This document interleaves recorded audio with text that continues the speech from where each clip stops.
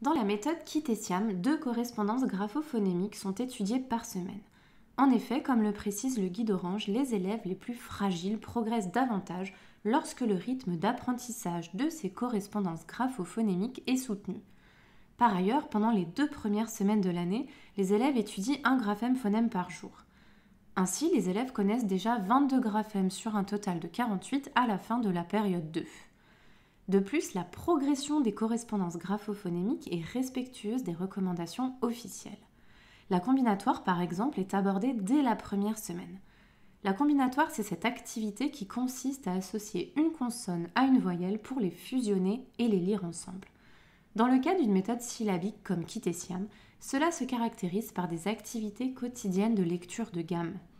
Beaucoup de méthodes font le choix d'étudier les premières consonnes au bout de 4 voire 5 semaines, ce qui retarde considérablement l'entrée dans la combinatoire et la lecture de syllabes.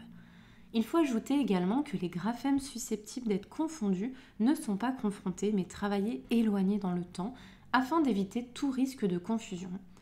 Enfin, les correspondances graphophonémiques sont étudiées dans un ordre logique et cohérent en lien avec leur fréquence d'apparition dans les mots de la langue française, ce qui permet aux élèves de déchiffrer une majorité de textes le plus rapidement possible.